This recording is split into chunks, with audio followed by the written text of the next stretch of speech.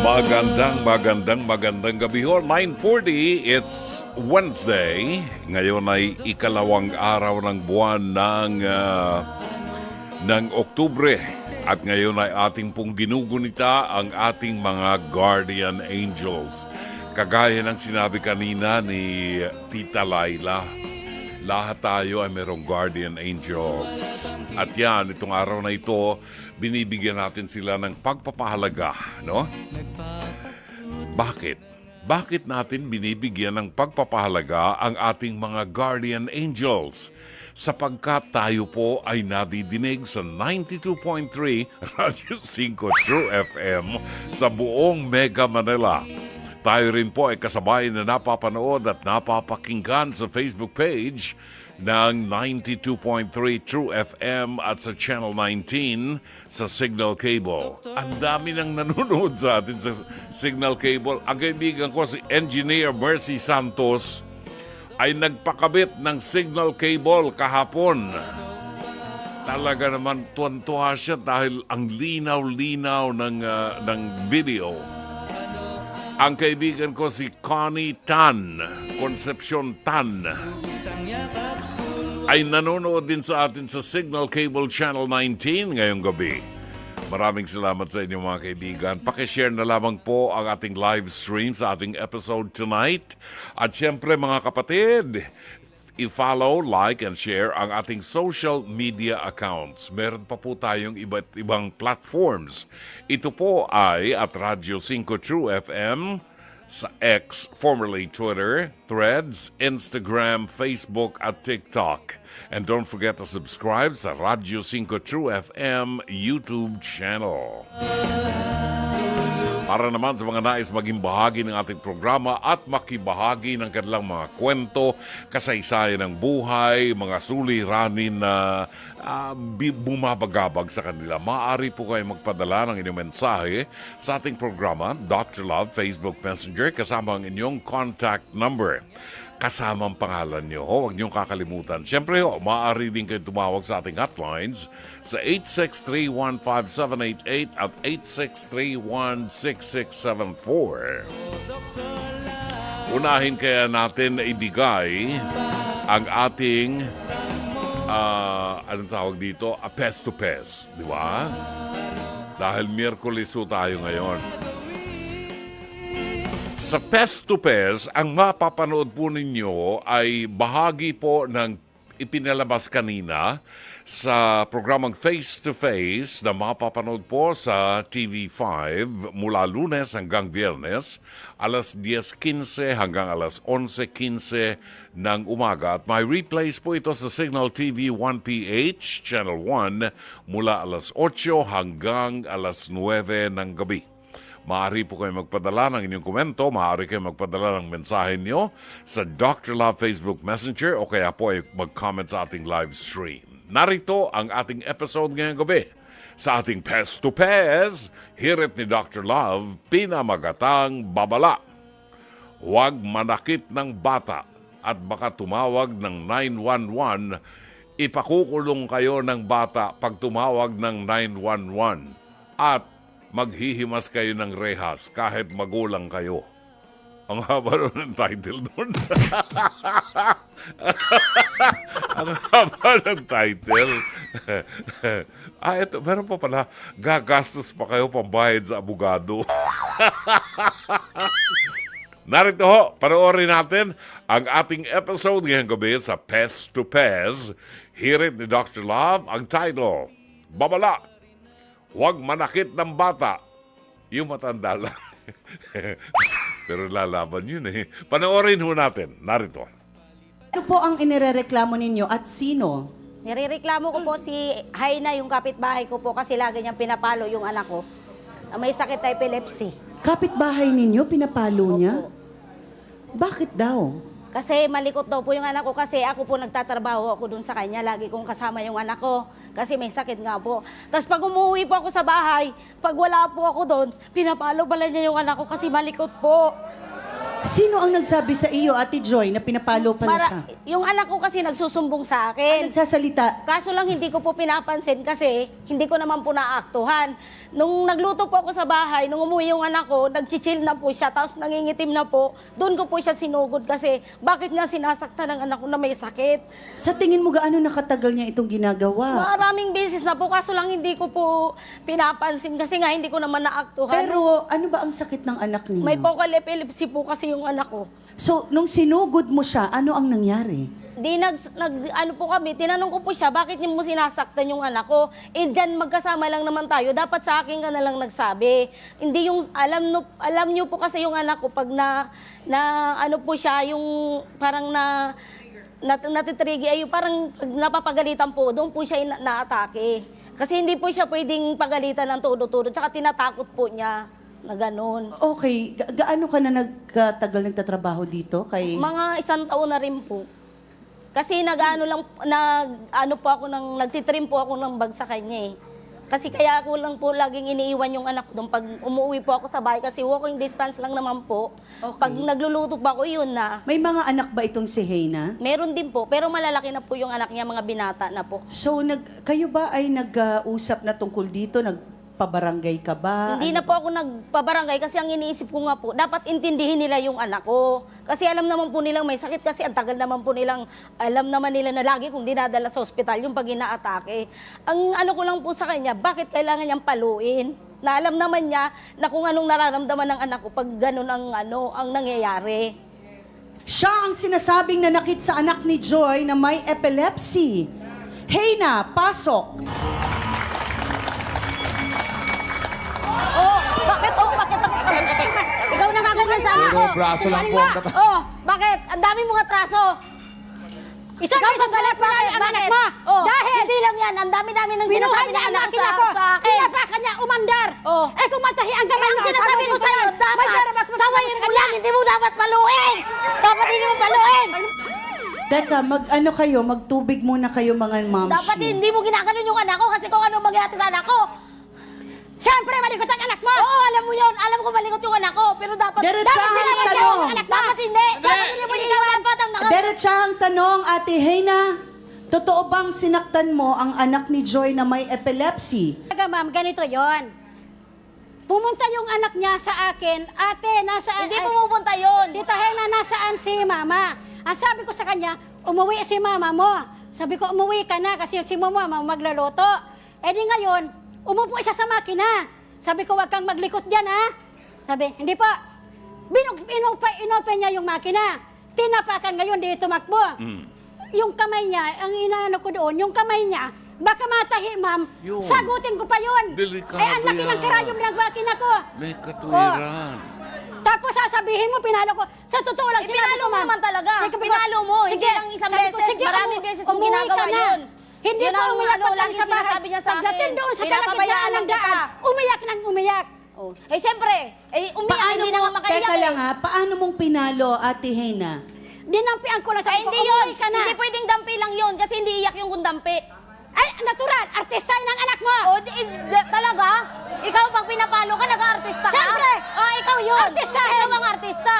Pag pinalo ka, hindi ka pala umiyak. Ikaw yung artista, anak ko hindi artista. Ate Nasaktan Heyna, yun. minsan mo lang bang napalo o pagka nandiyan dyan ay ikay napupundi ka dahil malikot? So, lagi mo bang napapalo? Hindi po, isang beses lang. Hindi lang isang Napupulit beses, talaga ma'am. ako, talagang maliko talaga. O, malikot talaga. Inaamin mo Ma'am, naman na malikot. ang hawak namin mga gunting. Minsan kinukuha ang gunting ko, kinukuha ang martilyo ko. Paano Yun. niya Bakit kayo kimalayamot? pumapayag na nandoon yung bata? Kung ganyan ang Hindi po, ang lugar, ha? It's not safe para sa Hindi, isang ma'am. Pag batang may nandun naman sakit. po ako kasi minsan ko lang naman po yun iniiwanan doon. Ngayon, kasi hindi nga pwede siyang iwanan sa bahay kasi kung siya lang mag-isa po doon sa bahay, kung ano naman ang gagawin niya. Ngayon, nung nagkataon lang talaga na pag iniiwan ko, kaso lang yung huling nangyari nga po na pinalo niya ng Ganun. ganun. Sa mga magulang po na may mga anak na may developmental disability, kasama dyan yung mga may autism, napakahirap po ng role ng mga magulang. Kinakailangan mahaba ang pasensya. In fact, doon sa mga bata na may autism, yung mga magulang nila ay pina-attend ng seminar para maunawaan kung ano ang nangyayari sa isip ng mga anak nila. So, ang unang nakakaunawa sa mga batang may developmental disability, yung mga magulang, alam nila kung paano i-address ang problema. Silang unang nakakaunawa niyan. Kay Haina, maraming salamat at binigyan mo ng pagkakataon na makatulong ka rin kay Joy na pumayag ka na dalhin yung kanyang anak doon sa inyong patahian. Although, ang environment ay hindi conducive para doon sa bata. No?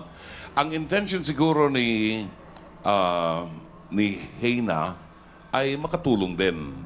Pero kung si Heina ay hindi nakauunawa sa takbo ng isip ng isang batang may developmental disability, I'm telling you, siya ang unang magagalit, magwawala, at mauubusan ng pasensya. Kung pinalo mo ang bata, kahit minsan lumabag ka na sa batas. Yun ang pagkakaalam natin. Si Joy, ang pagtutuunan ko ng blame. Kasi Joy, from day one, ikaw nakakaalam na yung anak mo may problema. Alam mo ang ugali ng anak mo, minsan hindi makontrol, curious ang bata. At the age of 11, maaaring ang mental age niya, hindi 11, baka curious yung bata sa mga nakikita niya. In other words, dapat alam mo na yung tahian ninyo, hindi conducive yun sa bata. Kung ang katwiran mo ay umuwi ka ng bahay para magluto, ay pasalamat ka kay Heina dahil habang nagtatrabaho ka, pinauwi ka niya ng bahay para makapagluto ka. No? Yun nga lang, hindi mo isinama yung anak mo. Dapat kasi sa mga batang katulad yan, hindi nawawala sa mata mo ang mga batang yan. So, may pagkukulang ka rin. No? May pagkukulang ka rin. In other words, bakit binibigyan ko yung ginagawa din ni Heina? Maaari nagkamali siya. Naubusan siya ng pasensya. Kasi hindi niya nauunawaan ang takbo ng isip ng bata eh. No?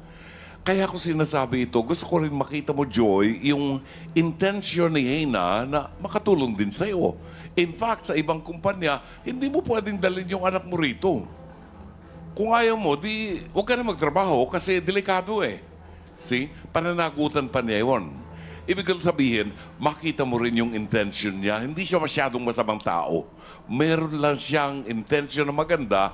Pinalo niya yung anak mo dahil lang siguro sa hindi niya makontrol yung sarili niya, hindi niya naunawaan. Pero maaaring maging daan pa rin ito para magkaintindihan kayo. Ang sa akin lang sa iyo, Joy, kailangan ng atensyon mo talaga dun sa anak mo. Ang buhay at ang pananaw ng isang batang may focal epilepsy. Maraming salamat po. Maraming salamat, Dr. Love. Maraming salamat din sa iyo, Mama Carla. Thank you very much. Ayan ho, napanood natin. Kung papakinggan natin si Joy, ay magagalit tayo dito kay Haina.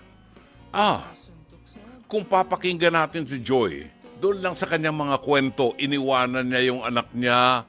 Pagkatapos yung anak niya may focal epilepsy, umuwi ng bahay, umiiyak at nagsusumbong na pinalo nung si Haina. Ayan. So magagalit talaga kayo kay Haina. Ang katotohanan niyan, tingnan natin yung kabilang side kay Haina. Si Haina, pinagbibigyan pa nga si Joy kasi dapat nga itong si Joy hindi isama yung anak niya doon sa pinagtatrabahuhan na tahian kasi hindi conducive sa bata. Doon sa batang katulad ng kanyang anak, yung tahian, delikado, mayroong mga gunting, may makinang panahi. Kung malikot ang kamay ng bata, maaaring lumusot yung karayom ng makina sa kamay niyan. So, bilang may-ari ng factory o ng gawaan, responsibilidad ko yan. Sa iba, hindi pa papasukin ng mga bata dyan. Yun naman ang dapat na i-consider ni Joy. Di ba? Yun ang dapat niyang i-consider. Hindi yung porke napalo yung anak niya, akala mo naman binikti na yung anak niya. Napitik lang siguro yung kamay ng bata, nagulat yung bata, nagwala na, nag-react, umuwi, nagsumbong. Ang tanong, Saan nandoon ang magulang nitong batang may epilepsy na ito? Nagluluto po dun sa bahay. Bakit hindi isinama yung anak? Ibig sabihin, may responsibilidad din ang isang magulang, lalo na ang kanyang anak ay may kapansanan sa kaisipan. Bakit mo iniwanan yung anak mo dun sa factory, sa tahian, at umuwi ka ng bahay? Dapat isinama mo yung anak mo. Alam mo namang hindi makontrol yan. Malikot ang kamay niyan. Very curious ang bata. Di ba? Yun naman ang sa akin. Huwag nating sabihin na lahat na lamang ibiblame natin kay Haina. Kasi yung nanay, siya ang nakakaalam of all people na yung kanyang anak ay may diferensya. Dapat hindi nawawala sa mata niya yung kanyang anak. Kung magsasaing siya, iuwi mo yung anak mo, wag mong iwanan dyan, delikado. Kasi ang magbabantay pa dyan yung may-ari ng patahian. Di ka ba nahihiya? Di ba? Nasa linya ngayon si Sugar ng Mabalacat, Pampanga. Alamin natin kung ano ang masasabi ni Sugar ng Mabalacat, Pampanga dahil itong si Teacher JC Calasikas.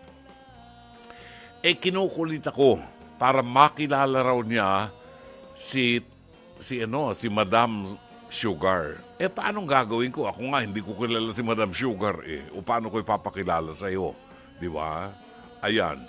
Madam Sugar, Madam Sugar ng Mabalacat, Pampanga. Good evening. Brother June, pag tinatawag niyo po akong madam, kinikilabutan po ako. Uy, it's a sign of respect.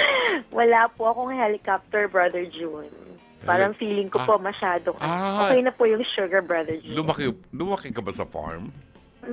Nalimutan ko na po, Brother June. Farm bill po. Sige. Well, anyway, si JC Calasikas, in fairness to him, Hello, tinext pa Tita ako. JC. Magandang hapon. Ay, magandang gabi. Sorry. Tutuloy ako sa'yo. Grabe. Hello, Tita JC. Si JC parang magandang gabi sa'yo. na-in-love sa boses ni Sugar. My goodness. Wow, mag-aanak na naman yata ako sa kasal nito. Ay! Okay, gusto ko madinig ang iyong pananaw, Brother Sugar. June. Sa simula pa, alam natin na ang pagiging magulang ay pinaghahandaan yan. Hanggat maaari. Pero, sad to say, ang dami na ngayon na nagiging magulang na parang hindi ready. Actually, para sa akin lang po, Brother June, dapat, pag ikaw ay nagsisimulang magpamilya, isipin mo na lahat ng pwede mong isipin bukod lang sa best, isipin mo na rin yung worst. Kasi hindi maiiwasan na merong mga bahagi na talagang may mga pangyayari na hindi natin kontrolado. Yung pagiging magulang ni Joy, tama ba, Brother June? Joy ba? Yes. Yeah. Yes. Ni Joy sa kanyang anak ay unfortunately parang hindi niya nagagampanan yata ng maayos kasi nagkukulang siya sa pagtingin sa kanyang anak to the point na nagagawa niyang iwan yun sa ibang tao. Ang totoo, harapin natin na though lahat tayo ay kailangan makipagkapwa-tao, pero pag lagi-lagi nang nangyayari, hindi ho parang, sadya na po, tutulog yung mga kasama ko rito. Sasalas kasi ako. Hindi obligasyon, although, hindi laging obligasyon ng ibang tao na unawain ng inyong anak na sinasabi nyo nga na may diferensya. Yun po ay kanilang prerogative na lang. Yes. So, talaga naman kapag pinalo nila yun, totoo naman, Brother June, talaga, bakit mo naman, minsan kasi ang PC ng tao, hindi mo masasabi. Katulad pag naglilikot na Brother June ng mga gunting, mga panahe. I tell you, mga kapag makina. naging teacher ako ng mga batang developmentally disabled sa California, at hindi madali ang makipag-deal sa kanila. Yes, Brother June. Mauubos talagang pasensya mo. Oo. Kaya nga doon kailangan ng mas maingat pang pag-aalaga ni Yes. Joy. Though kailangan niyang magtrabaho, pero siguro mas maganda kung gagawa niya muna ng paraan kung paano niyang maa-address yung ganong paano niya maiya-handle yung ganong pangangailangan ng kanyang anak. Tama, pwede siyang umattend ng seminars para sa mga magulang na may mga anak na may special cases. Kasi magiging malaking tulong yun sa kanya. Sa isang banda, Miss Sugar, itong pakikitungo ng employer ni Joy na si Haina Yes, Brother June, mabuti si Haina. Kasi hindi lahat ng maganda. employer pumapayag. Oo, ng nakikisama ganon. si Haina sa kanya. Considering na yung anak niya is not fitted in that environment. Pero pinapayagan na rin niya alang-alang kay Joy para makapaghanap buhay. Yeah. Kasi ang nangyari, Brother June, parang nung naubos yung pasensya ni Haina, tapos na palo yung anak niya, galit Yes. na galit itong si Joy. Yun. Pero lagi po nating tatandaan na hindi sa lahat ng panahon tayo ay may pasensya. Oo. At siguro kung magkabaliktad sila ng sitwasyon, hindi natin alam kung anong magagawa din ni Joy. Yes. Hindi naman din natin masasabi ang pasensya ng tao. Kasi kahit naman gaano pa kapasensyoso yan, pag talagang sobra na, lahat naman ng bagay ay nauubos. Moral So, of the story, ang bata daw ay kinakailangan palaging nakikita, hindi lang pinapakinggan. yes, Brother June, lalo na kung may ganong kaso. Oo. At lagi niyo pong tatandaan na kung ang mga tao sa paligid ninyo ay nauubos ang pasensya, yun po ay dahil tao lang din sila, katulad natin. Though hindi man nila dapat napaluin yung ating mga mahal sa buhay o kung ano man yun. Nasa pag-iingat na po natin yun para hindi na humantong sa ganoong sitwasyon, then be on your guard. Dagdagan nyo pa ang inyong pagbabantay. At the same time, kailangan din niya kasing magtrabaho, Brother June. Yes. So, yun ang dapat niyang pag-aralan kung paano niyang maigi may babalanse yung kanyang sitwasyon. O kaya mag-ano siya. Pwede naman na lang siguro siyang mag-business sa kanyang bahay, magtinda-tinda kung talagang hindi kaya na, you know, na baka wala nga isasama puhunan lagi, Baka walang isasama yung anak puhunan. niya. Kaya Yun nga, lang, Brother June. ang sinasabi ko lang kanina, sana hindi siya naging violente doon sa employer niya. Dapat kinonsider din niya Mabait yun, Brother yung June. nagagawa ng Exactly. employer niya sa kanya. Tsaka Diba? dapat inunawa niya na tao lang. Ang buhay po ay may dalawang panig, ha? Hindi yun laging umiikot lang sa atin. Hindi Oo. pwedeng laging tayo na lang ang iintindihin at tayo na Right. lang ang pagbibigyan. Yun. Minsan, mahalaga rin yung nagbibigay tayo para naman maramdaman natin na bahagi din tayo ng mundong ito. At Yeah. hindi naman tayo natatawag na makasarili. Okay, maraming So, salamat. Thank you, Salamat Sugar. po. Salamat. Si Sugar po yan ng Mabalacat, Pampanga. Narito naman, bago tayo mag-break, yung mga reaksyon ng ating mga listeners. Ito ay, valid ang mga sinasabi ng mga listeners natin. Si Greta Arce, sabi niya, Dr. Love, allowed ba dalhin ang anak sa trabaho? Sa pagkakaalam ko, bawal dalhin ang anak sa trabaho. Para maiwasan yan, dapat ang anak iwan sa bahay. Work is work. Children, stay home. Yun ang sabi ni Greta.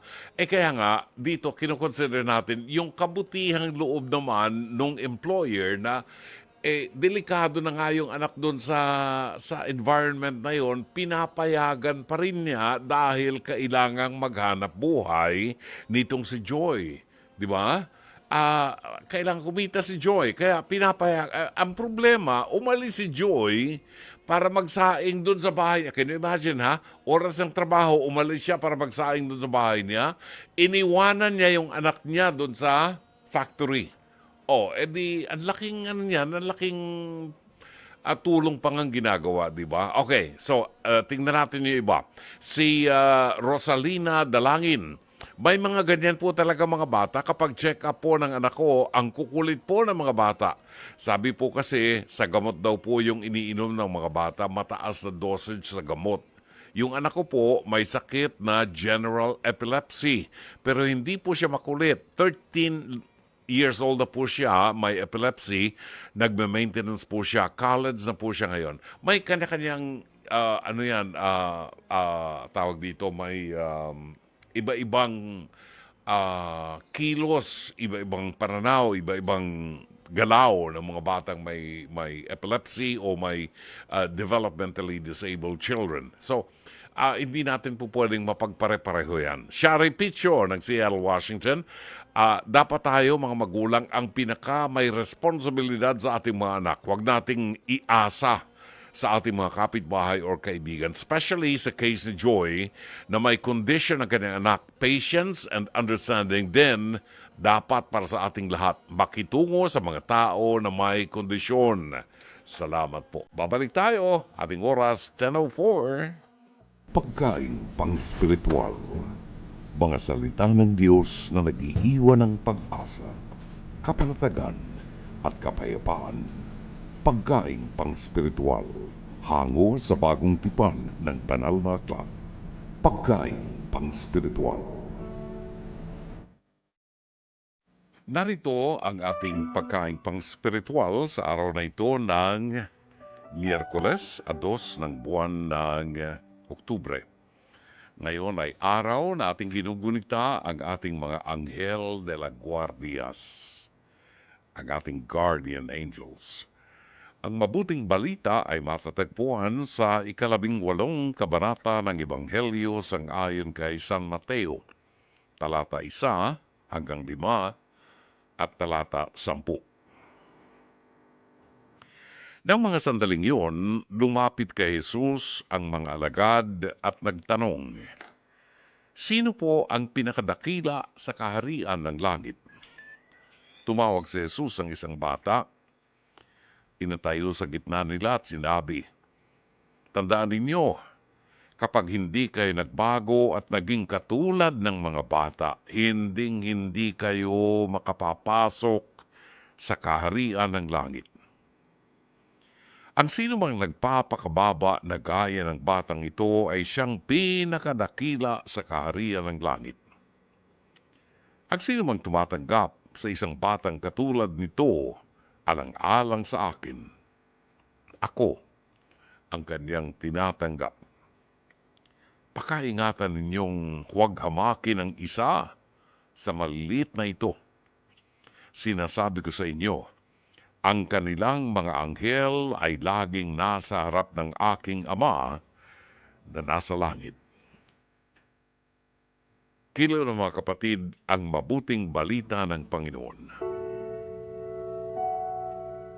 Pagkain pang spiritual. Mga salita ng Diyos na nag-iiwan ng pag-asa, kapanatagan at kapayapaan. Pagkain pang spiritual, hango sa bagong tipan ng banal na aklat. Pagkain pang spiritual. Maraming salamat. 18 minuto makalipas po ang 10:00 ng gabi. Unfortunately, hindi natin makakasama ang Fatima Soriano at puyat na puyat ang bata kagabi, no? Itong oras na ito ay umaga pa lamang po sa Amerika at puyat na puyat ang Fatima dahil po meron silang importanteng anong tawag dito, activities. Well, anyway, balikan po natin ang ating mabuting balita. I remember once, several years back, nung ako'y nagla-lecture na niyang mag-talk sa iba't ibang mga parokya, minsan po ay tinalakay ko itong ebanghelyong ito. At merong isang lalaking tumayo at nagtanong, "Brother June, paano ba kami magiging bata uli?" You know, it's like, uh, maganda yung tanong niya, tanong na walang mali siya, tanong na hindi naman nangiinis, pero gustong makakuha ng magandang katugunan. Parang tanong ng bata. Sa edad kong ito, Brother June, paano ko magiging bata muli? Ako ba'y babalik sa sinapupunan ng aking ina para muling isilang? It's like being a born again. Dapat bang isilang muli kami ng aming ina? Actually, ang aral na iniiwan sa atin ng Panginoon ay ang aral na atin pong matatagpuan sa mga bata. Ano meron ng mga bata? Kumpara natin sa atin ng mga may edad na. Lumalaban na tayo ng balitaktakan. Lumalaban na tayo ng palitan ng mga opinyon. Sapagkat marami na tayong wisdom, marami na tayong natutunan sa buhay na ito. At sa buhay na ito, buhay dito sa daigdig, parang dog eat dog, sabi nga. Matira ang matibay. Ang nananalo ay ang malakas. Ang nananalo ay ang makapangyarihan. Ang nananalo ay yung mga nasa poder. Kahit na mali ang paraan ng pakikipaglaban at pakikihamok sa buhay. Sabi nga ng isang nakausap ko, dito lamang sa Pilipinas, of all places that I have been to, dito lamang sa Pilipinas, ang isang politiko ay pwedeng magnakaw ng kaban ng bayan, pakialaman ang perang hindi kanya, ibulsa ang perang hindi kanya, at pagpasok niya either sa Senado o sa Kongreso, nakabarong pa siya, may bodyguard pa siya. Pagdaan niya sa EDSA, meron pa silang sweeper para hindi ma-traffic. At pagdating sa Kongreso, ina-address pa siya na Your Honor, the Honorable June Banaag. Nagnakaw na nga sa pera ng bayan. Convicted na nga, nakulong na sa Muntinlupa ang tinamaan ng kulog na yan dahil maraming baril na walang lisensya. Bawal yan. Bawal yan. Ngayon, napaupo sa isang magandang pwesto kung i-address pa natin the Honorable. Hindi ba nakakaya yan? Kagalang-galang. Nakakatuwa. Only in the Philippines. Ay, nako. So ito ang mga taong matataas ang katayuan sa ating lipunan. Subalit ano ang sinasabi ng Panginoon? Ang sinasabi niya, kumuha siya ng isang bata at iniharap ang batang ito sa mga tao at nagtanong, sino po ang pinakadakila sa kaharian ng langit? Tumawag si Jesus ng isang bata, pinatayo sa gitna at sinabi, tandaan ninyo, kapag hindi kayo nagbago at naging katulad ng mga bata, hindi kayo makapapasok sa kaharian ng langit. Ano meron sa mga bata, kapatid? Humility, kababaang loob, kawalang muwang. Ang batang maliit na wala pang muwang at hindi pa kayang makipagpalitan ng kuro-kuro. Kapag sinabi ng kanyang ama sa kanyang anak, tumawid ka sa karsada, anak. Tatakbo ang bata at tatawid sa karsada. Hindi niya iniisip kung masasagasa siya. Buong-buo ang pagtitiwala ng isang bata sa kanyang ama. Noong mga panahon namin, ang mga ama namin, ang aming mga magulang, kapag nagalit, hindi na po nagsasalita. Tandang-tanda ko nanay ko, si Inang. Kapag nagalit si Inang sa akin, hindi na ho nagsasalita. Nakatingin lang sa akin na ganyan. Alam ko na na-offend ko ang aking inang. Kaya dinong araw ang mga bata, very submissive. Submissive sa authority ng kanilang mga magulang. Nagtitiwala sa kakayanan at kapangyarihan ng kanilang mga magulang. Ito ang mga batang hindi nagrereklamo. Sumusunod sa tagubili ng mga magulang. At ito ang values na gustong bigyang diin ng Panginoon para sa atin. Sa anak ng Diyos, na tayo blindly ay sumusunod sa ating Ama. Sumusunod sa kanyang tagubili ng walang reklamo.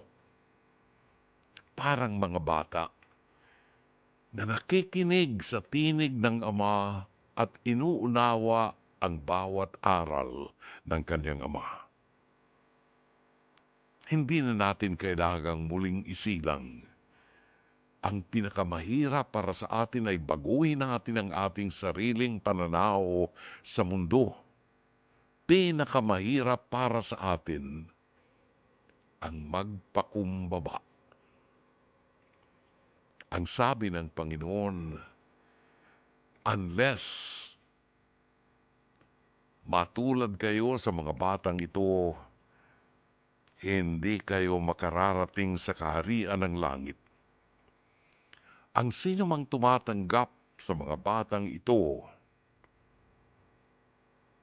alang-alang sa akin, ako ang kanyang tinatanggap.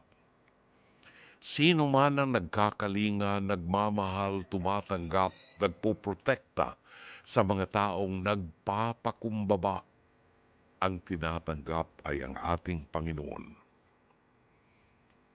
Sa mga bata, may palaala ang Panginoon sa atin na mga may edad na. Ang sabi ng Panginoon, pakaingatan ninyong huwag hamakin ang isa sa mga maliliit na ito, sa mga taong nagpapakumbaba, sa mga taong maliliit at api, sa mga taong naghihirap at walang laban. Sinasabi ko sa inyo, ang kanilang mga anghel ay laging nasa harap ng aking Ama na nasa langit. Kanina, pinag-uusapan ho namin ni Laila Chikadora na ang bawat isa sa atin ay merong anghel de la guardia. Bata o matanda. Kung gaano karami ang tao sa mundo, ganong karami ang anghel de la guardia. At ang bawat anghel de la guardia ay laging naroroon sa harapan ng Diyos Ama, representing every one of us. Naway huwag nating malimutan ang ginagampanan ng mga anghel de la guardiang ito na siyang nagbabantay at nagdidikta sa atin ng mga bagay na para sa Diyos. Ito ang ating mga konsiyensya. There are times na meron tayong gagawin pero napipigil tayo ng ating konsiyensya at nadidinig natin ang tinig ng ating anghel de la guardia. Huwag sanang maging matigas ang ating puso, sapagkat sa sandaling tayo ay gumawa ng kasalanan sa lupa, ang mga anghel na ito ay lumuluha sa harap ng Diyos Ama. Ito ang mabuting balita ng Panginoon. Maraming salamat. Oras natin, 10:36 ng gabi, Miyerkules ngayon, 2 ng buwan ng Oktubre. Kayo po ay nakikinig sa palatuntunang Dr. Love Radio Show. Kasama niyo po si Brother June Banaag. At patiin po natin ang ating mga kaibigan na palagi nakikinig sa atin. Ang ating mga kaibigan si Elizabeth Villa Gonzalo ng Makati, Mariví Viola ng Baguio City, si Mara Bulisay Lee ng Quezon City, no? At si Zenny Dayang Hirang, yung kumari natin. Chato Sakluti, mga regular po yan, everyday nakikinig sa atin. Engineer Mercy Santos na nagpakabit na ng signal cable para lamang mapanood ang ating programa sa Channel 19. Maraming salamat sa iyo, Pards. At siyempre, ang nagpakabit din ng bagong signal cable service, si Connie Tan, ang kaibigan natin, Concepcion, Connie Tan, na ngayon ay nanonood. Maraming salamat po sa inyo. Ang tabayanan po ninyo, marami pang mga pagbabago at magagandang mga magaganap kapag kayo po ay merong signal cable service. Maraming salamat din kay Yek Lopena ng San Pedro, Laguna, kay Lance Abelion, ang ating spoken word artist, na buwabati ng midweek. Magandang midweek daw sa lahat, watching from Sampaloc, Manila. Shari Picho ng Seattle, Washington. Angelita Banataw ng Pateros. Marvin Riabad ng North Caloocan, ay bumabati sa atin na magandang gabi. Nanonood daw siya at nakikinig sa Radio 5 habang pauwi ng bahay. At regards daw kay Fatima Soriano. Neneng Dula, maraming salamat po sa inyo. Kay San Shue Ngo Chiu. Uy, pangalang Chinese yata ito, no? San Shue Ngo Chiu. Magandang gabi ho. Bumabati siya magandang gabi. At si Tomas Uria, magandang gabi, Dr. Love. Si Alma Uria po ito ng Balawan, La Union. Pabati po ang asawa ko si Tom na nakikinig po sa inyong programa ngayon. Ayan, Tomas, Tom, binabati ka ng iyong may bahay, si Alma Uria ng Balawan, La Union. Maraming salamat po sa inyo. Herbert Gaor, Lori Feria Flores ng Pasay City, Evelyn Fortunado. Magandang gabi, Miyerkules ng gabi, Dr. Love. Lagi po nakikinig sa inyong programa. Mar Villaruel, good evening, Dr. Love. Ingat po palagi sa pag-uwi. Edwin Salak, good evening, Dr. Love. Dito naman po ako nanonood sa FB. At higit sa lahat po sa Radyo 5. Hindi po ako nagsasawang makinig sa radyo at nawawala po ang aking problema sa buhay. Dr. Love, sana po isama ninyo ako sa inyong panalangin gabi-gabi. Salamat po at pakibati na lamang po kay si Edwin Salak. Dito po ako sa San Roque, Bulacan. Maraming salamat, Edwin Salak. Thank you. Carmelita Lina Neira, Chato Sacluti, Liza Tumbali, good evening po. Lina Ho ng Plaridel, Bulacan. Angelita Agulo, watching and listening from Plaridel, Bulacan. Brother June, pabati po sina Jerome and Nikita Ann ng happy anniversary. Wedding anniversary siguro ito. Congratulations. Lorna De Leon Torres, Margarita Guevara, and Susan Reyes Montinola ng San Pedro, Laguna. Batiin din natin si Miss Gina Parenio. Miss Gina Parenio na hindi na kami nagkikita ngayon. Miss ko na ito si Gina talaga. Oo. Love na love ko yan. Si Gina Parenio and Dulce, ang ating Asia's Timeless Diva. We have 20 minutes before 11 o'clock. Tutungayin natin ngayon ang ating tampok na liham kasaysayan sa ating palatuntunan, padala ni Eileen ng Navotas.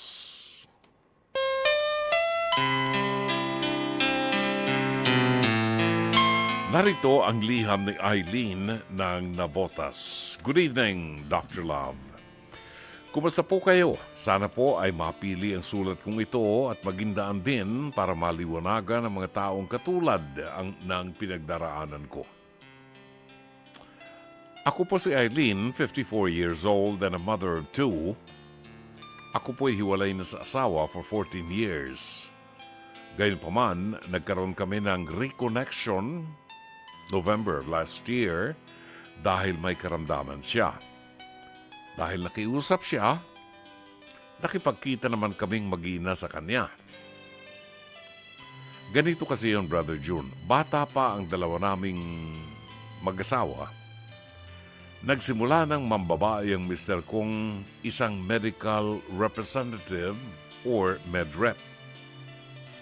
Kung sino-sino ang babaeng pinapatulan at nahuhuli ko siya sa phone. At sa tuwing nahuhuli ko siya ay kinukumpronta ko. Tahimik lang siya at saka umiiwas. Maraming beses kong pinalampas ito, Brother June, dahil mapagpatawad ako at may sinumpaan kaming mag-asawa kahit na mambabae siya ng 9 beses. Dumating sa puntong pati ang barkada ng anak kong single mother ay pinatulan na rin niya.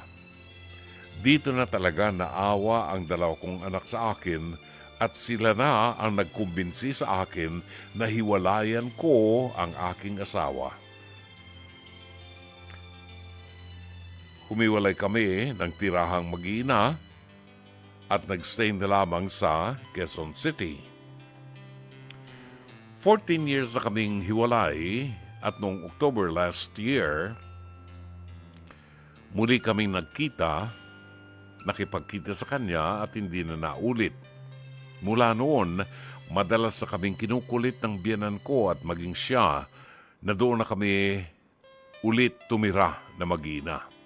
Pero ayaw na rin ang mga anak ko at gano'n na rin ako. Nasanay na po kaming mag-ina na wala na siya sa buhay namin. Besides, pinatawad ko na naman po siya kahit ni minsan ay hindi siya humingi ng tawad sa akin o in-acknowledge ang mga panlulokong ginawa niya sa akin.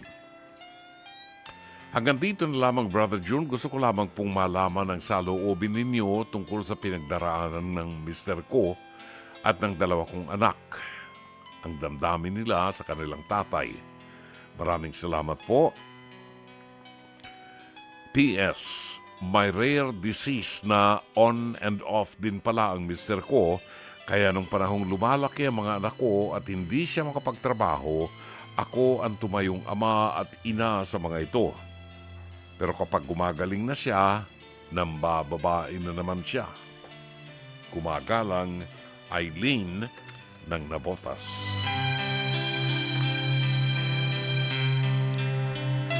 Maraming salamat sa iyo, Eileen. Bakit pag mga problema ng mga lalaki ng bababae, bakit sa akin dinadala? Meron ba kayong gustong patunayan? Anyway, alam niyo, hindi po madali ang maging magulang. Hindi madali ang maging asawa.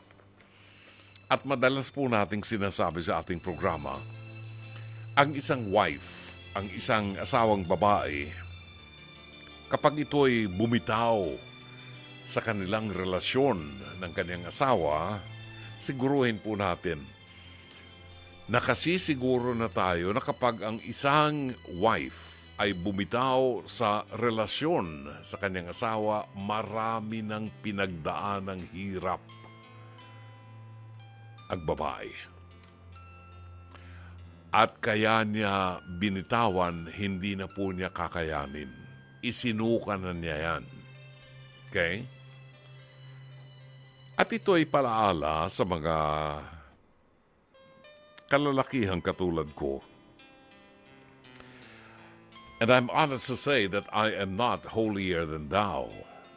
In my younger days, hindi naman ako gwapo. Mahiyain pa ako. Pero kapag nakita mong malakas ang tawag ng kamunduhan, natutukso tayo. And I am not holier than thou. Pinagdaanan ko rin po ito. Natukso rin ako.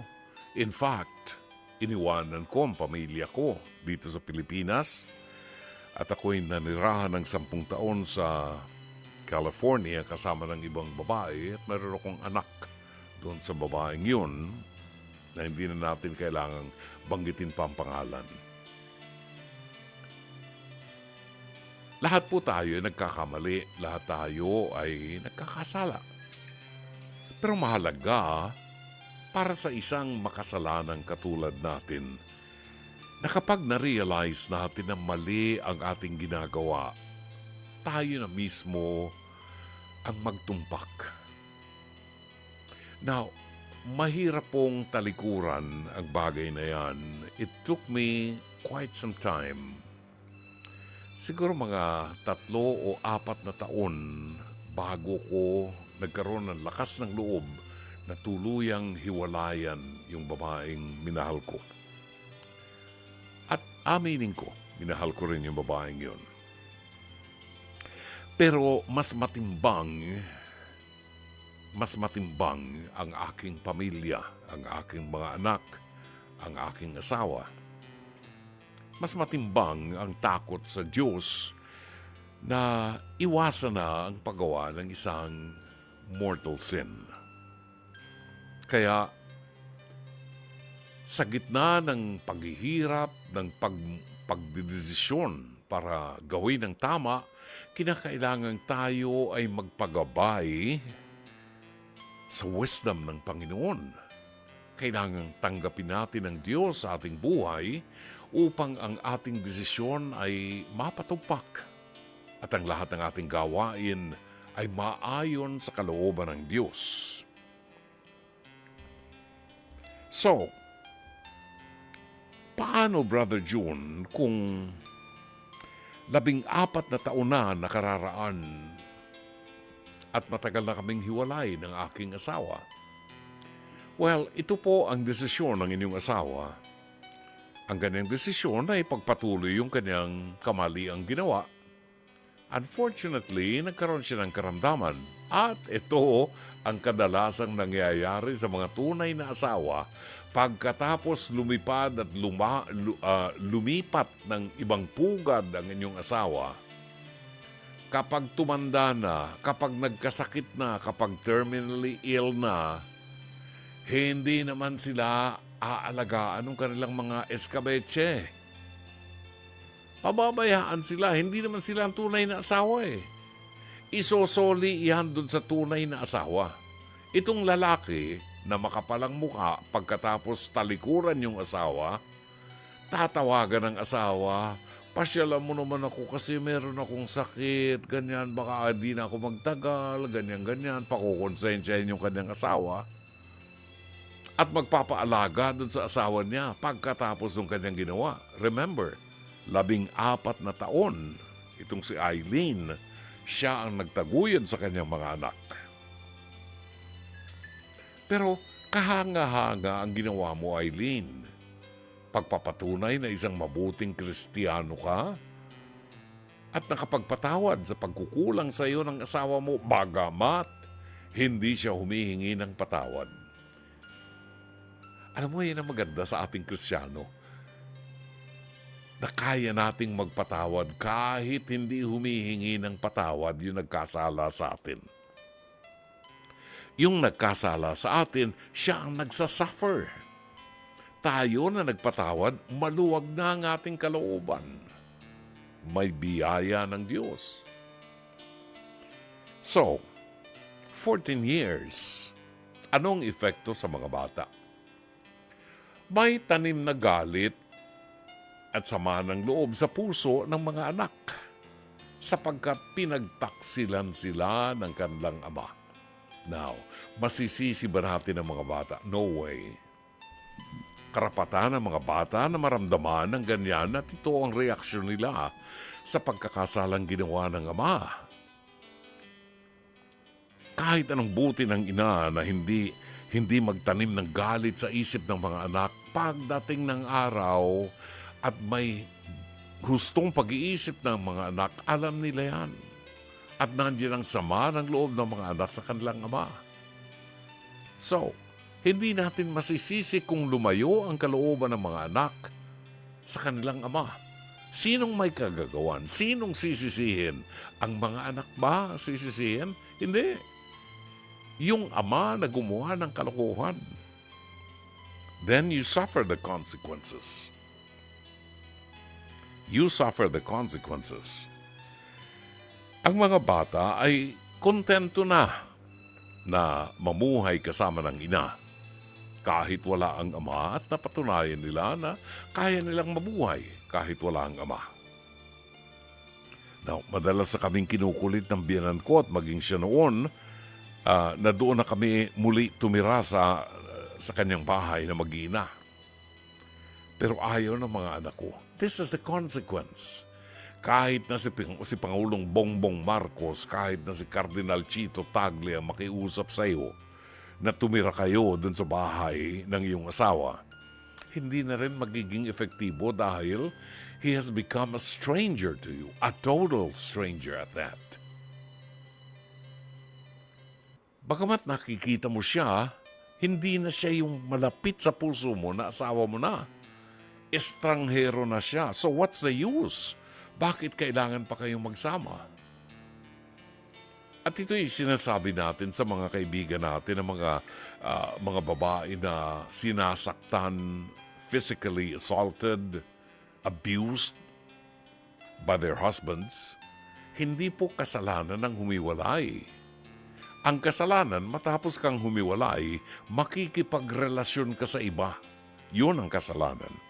Pero kung humiwalay ka sa asawa mo dahil ikaw ay nanganganib ang buhay mo, irresponsable ang asawa mo, sakit ng ulo ang asawa mo, napakaraming iskabetche, karapatan mo ring lumigaya at magkaroon ng kapayapaan sa buhay kapag ikay nag-iisa na. Meron daw rare disease ang kanyang asawa on and off. Kaya, gusto rin niyang malaman kung ano ang ating pananaw. Eileen, as a good Christian, mas ipapayo ko sa iyo kung may karamdaman ang iyong asawa.